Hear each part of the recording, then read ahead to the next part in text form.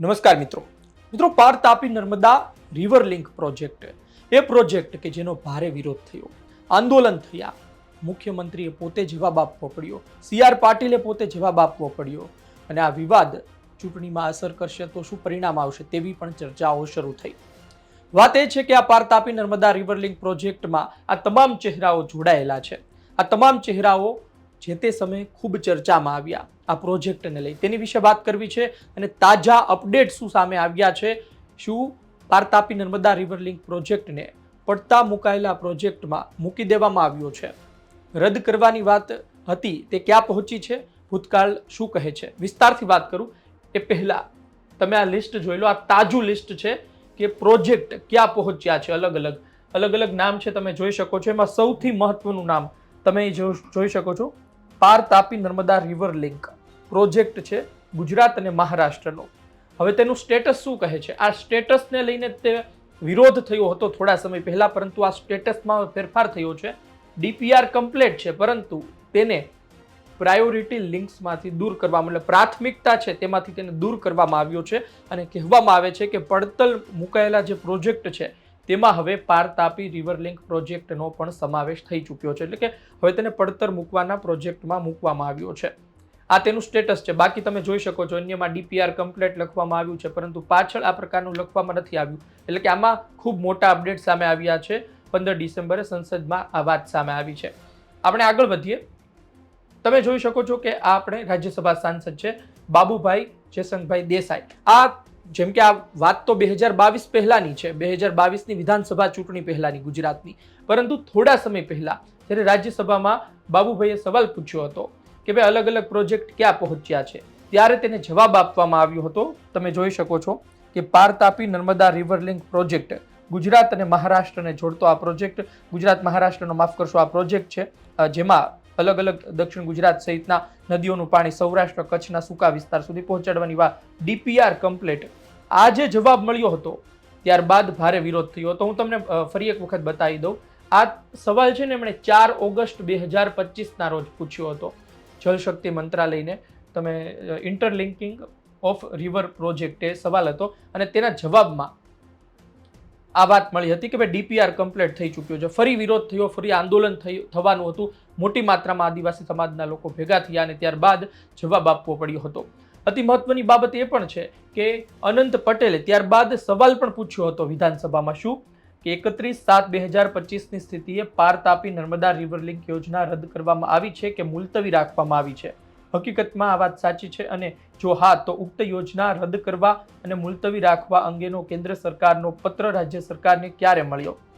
આ સવાલ પૂછ્યો હતો કે મુલતવી રાખવામાં આવી છે કે પછી રદ કરવામાં આવી છે, અને તેનો પત્ર રાજ્ય સરકારને ક્યારે મળ્યો છે, કેન્દ્ર સરકારનો? જવાબ શું મળ્યો? પાર તાપી નર્મદા રિવર લિંક યોજના અંગે ગુજરાત, મહારાષ્ટ્ર અને કેન્દ્ર સરકાર વચ્ચે થયેલ MOU રદ કરવા ગુજરાત સરકારે 10/8/2023ના રોજ ભારત સરકારને પત્ર લખેલ છે. પત્ર લખેલ છે, કોઈ જવાબ નથી મળ્યો ને MOU રદ કરવા માટેનો પત્ર લખવામાં આવ્યો છે.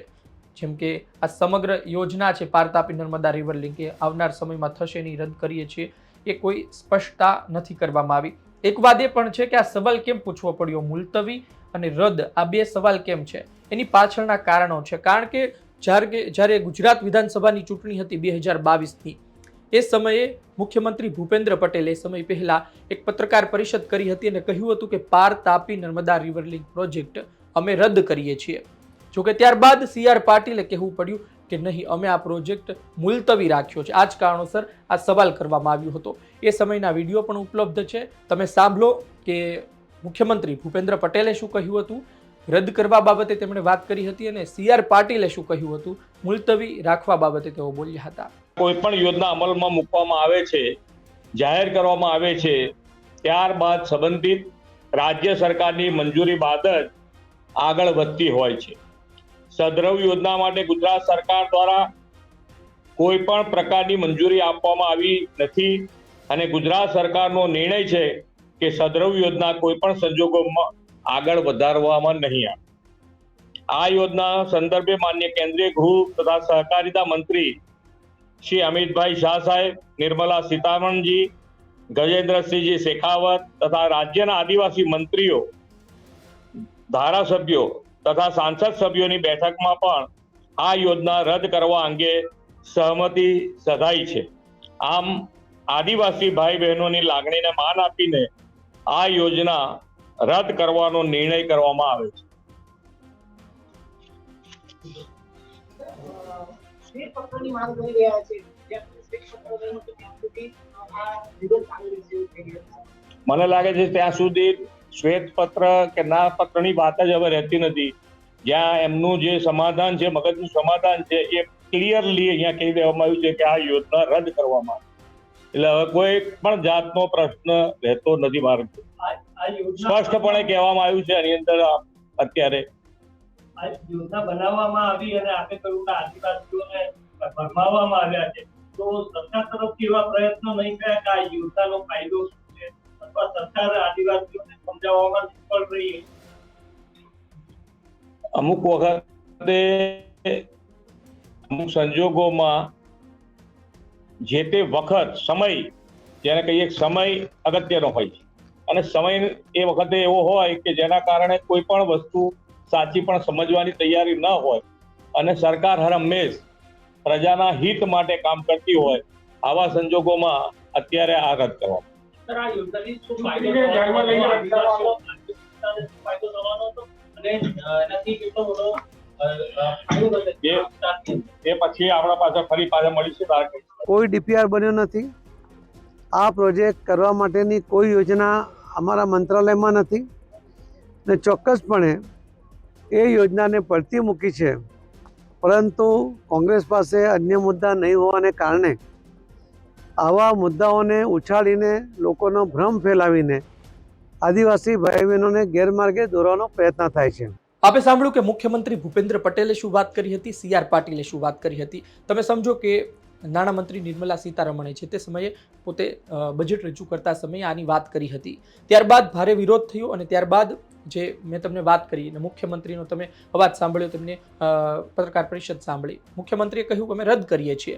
ત્યારબાદ જ્યારે ફરી રાજ્યસભામાં બાબુભાઈએ સવાલ પૂછ્યો અને જવાબ સામે આવ્યો કે DPR કમ્પ્લીટ છે, ત્યારબાદ ફરી વિરોધ થયો હતો અને CR પાટીલે કહ્યું કે નહીં, મુલતવી રાખવામાં આવે. તેમણે તેવું કહ્યું કે DPR કમ્પ્લીટ નથી, DPR નથી. આ પરંતુ આંકડાઓ કંઈ બીજું કહે છે, માહિતી કંઈ બીજું કહે છે. ખેર, હવે તે સ્ટેટસમાં અપડેટ સામે આવ્યું છે અને પ્રાયોરિટી લિંક છે તેમાંથી તેમને દૂર કરવામાં આવ્યું છે, મુલતવી રાખવાના બાજુ તેમને મૂકવામાં આવ્યું છે. જોઈએ આવનાર દિવસમાં શું સામે આવે છે. આદિવાસી કેટલાય ગામડાઓ ખાલી થવાના હતા અને સવાલ એ હતો કે લોકો તો પોતાના ગામડાઓ ગુમાવી દેશે, પરંતુ જે જળ અને જે વિસ્તારની જમીન છે અને જંગલ છે એ વિસ્તારનો, ત્યાં પણ પાણી ભરાઈ જવાની પરિસ્થિતિ લોકોને સેવાઈ રહી હતી.